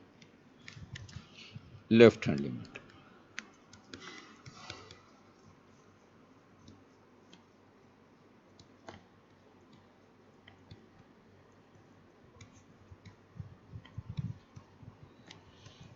x को 4 से थोड़ा कम ले रहे हैं और x को 4 से थोड़ा कम ले रहे हैं, x 4 से कम है तो x माइनस 4 नेगेटिव है। और अभी मैंने कहा था कि नेगेटिव नंबर का मॉड हटाओगे तो माइनस से मल्टीप्लाई करोगे। अगर x पॉजिटिव है तो मॉड x को x लिखोगे, x नेगेटिव है तो मॉड x को माइनस x लिखोगे। तो चूंकि x 4 से कम है तो x माइनस 4 नेगेटिव है, और नेगेटिव का जब भी मॉड हटाते हैं तो बाहर माइनस से मल्टीप्लाई कर देते हैं। माइनस से इसलिए मल्टीप्लाई कर देते हैं कि उसको हम पॉजिटिव बनाना चाहते हैं। ये नेगेटिव है तो माइनस से मल्टीप्लाई करने पे पॉजिटिव हो जाएगा। क्लियर? कैंसिल होकर ये -1 बना। तो इसका right hand limit 1, left hand limit -1, इसलिए हम कहेंगे this limit does not exist. Clear?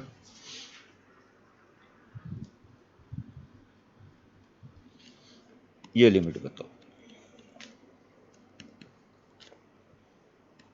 Limit x approaching to 0, 3/x, x approaching to 0, 3/x।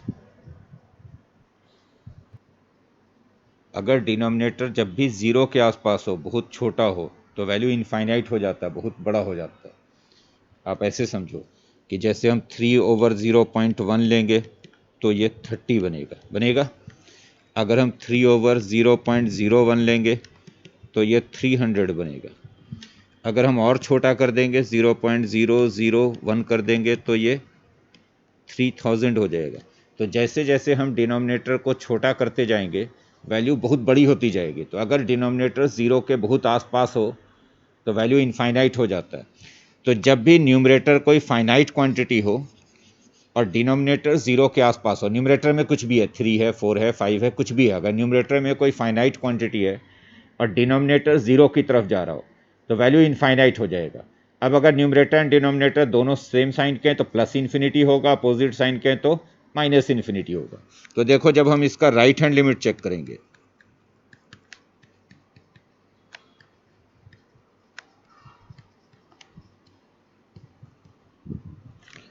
तो राइट हैंड लिमिट का मतलब हो गया कि हम x 0 के बहुत क्लोज ले रहे हैं बट पॉजिटिव ले रहे हैं, और x चूंकि 0 के बहुत क्लोज है तो वैल्यू इनफाइनाइट हो जाओ। चूंकि पॉजिटिव ले रहे हैं तो न्यूमरेटर भी पॉजिटिव है, डिनोमिनेटर भी पॉजिटिव है, तो वैल्यू क्या होगा? Plus infinity. तो ये लिमिट होगा प्लस इन्फिनिटी। बोलो क्लियर है?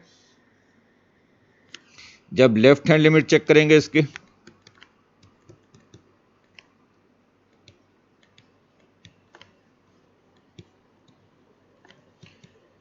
तो अगेन x को हम 0 के बहुत क्लोज ले रहे हैं। अगेन जो x है वो 0 के बहुत ही क्लोज है, बट इस बार x 0 माइनस है यानी नेगेटिव है। तो x 0 के बहुत क्लोज है तो वैल्यू इनफाइनाइट होगा, बट चूंकि x को नेगेटिव ले रहे हैं तो वैल्यू माइनस इन्फिनिटी होगी। बोलो क्लियर? तो इसका right hand limit plus infinity है, left hand limit minus infinity है, इसलिए आप कहोगे this limit does not exist.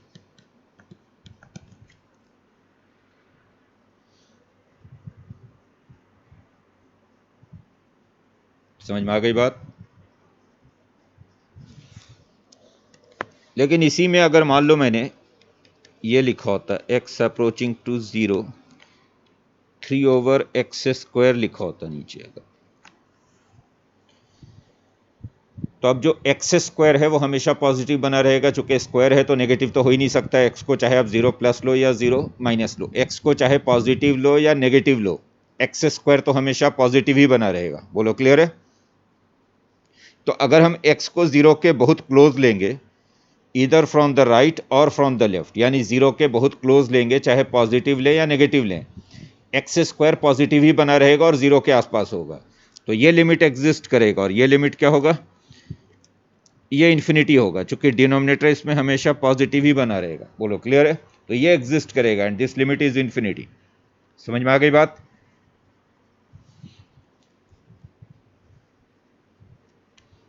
Next,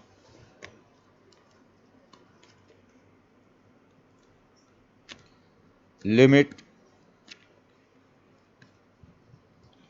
x approaching to 0,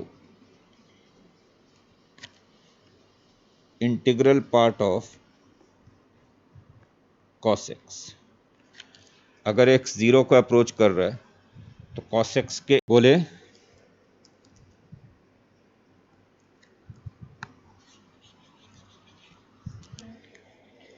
1 नहीं होगा। देखो पहले तो आप ये समझो, मैंने बार बार इसलिए बोला था कि अगर आप x अप्रोचिंग टू 0 ले रहे हो तो x 0 के क्लोज है, 0 नहीं है। x is very close to 0 but not equal to 0। अगर हम x को इक्वल टू 0 लेंगे तो ये 1 बनेगा, क्योंकि cos 0 1 होता है। लेकिन हम x को इक्वल टू 0 तो ले नहीं रहे, हम x को 0 के क्लोज ले रहे हैं, 0 के आसपास। अब अगर x 0 के आसपास है तो फिर cos x 1 के क्लोज होगा बट 1 नहीं होगा। क्लियर? और 1 के क्लोज होगा और ऑब्वियसली 1 से कम होगा, चूंकि cos x 1 से ज़्यादा तो हो नहीं सकता भाई। cos x की वैल्यू 1 से ज़्यादा नहीं हो सकती ना, cos x तो हमेशा -1 और 1 के बीच में ही घूमता रहता है। तो अगर हम x को 0 के क्लोज ले जाएंगे तो cos x 1 के क्लोज होगा। अगर ये इंटीग्रल पार्ट नहीं लगाते और लिमिट पूछते तब ये लिमिट 1 है, क्योंकि फिर हम कहते हैं कि when x is approaching to 0 cos x is approaching to 1। जैसे जैसे हम x को 0 के क्लोज ले जाएंगे cos x 1 के क्लोज होता जाएगा, इसलिए cos x की लिमिट 1 है। क्लियर? अगर इंटीग्रल पार्ट नहीं होता तो इसका लिमिट 1 होता है, बट चूंकि इंटीग्रल पार्ट है तो हम क्या करें कि जब हम x को 0 के क्लोज ले जाएंगे तो cos x 1 के क्लोज होता जाएगा, और 1 के क्लोज होता जाएगा बट रहेगा 1 से कम। 1 तो बनेगा नहीं, क्योंकि 1 तो तब बनेगा ना जब x को 0 रखेंगे। x को 0 तो हम रख नहीं रहे, 0 के आसपास ले रहे। तो अगर x को 0 के आसपास ले रहे हैं तो cos x 1 से छोटा होगा। क्लियर है बात? और cos x चूंकि 1 से छोटा होगा तो उसका इंटीग्रल पार्ट 0 हो जाएगा। चूंकि 1 से छोटा होगा दैट मीन्स कि 0 और 1 के बीच में होगा। जैसे अगर 0.99 है तो उसका इंटीग्रल पार्ट 0 होगा, 0.999 है तब भी इंटीग्रल पार्ट 0 होगा। क्लियर है? तो ये लिमिट एग्जिस्ट करेगा और ये लिमिट 0 है। आप इसको एक्सप्लेन कैसे करोगे? तो आप कहोगे when x is approaching, explanation इसका क्या दोगे आप? एक्सप्लेनेशन दोगे when x is approaching to 0 then cos x is approaching to 1 but it is less than 1। तो जब हम x को 0 की तरफ ले जाएंगे तो cos x 1 की तरफ जा रहा होगा, 1 को अप्रोच कर रहा होगा, यानी cos x का लिमिट 1 होगा। अगर इंटीग्रल पार्ट नहीं होता तो फिर cos x का लिमिट 1 होता, cos x 1 की तरफ जा रहा होगा। बट चूंकि ये 1 से छोटा है तो integral part of cos x जो हो जाएगा वो 0 हो जाएगा। बोलो क्लियर है? क्योंकि हम क्या करें कि it is less than 1, it is less than 1 मत, तो इसलिए 1 से छोटा अगर थोड़ा सा भी है तो उसका इंटीग्रल पार्ट 0 पे आ जाएगा। क्लियर? तो ये लिमिट एक्चुअल में 0 है। समझ में आ गया सभी को लिमिट?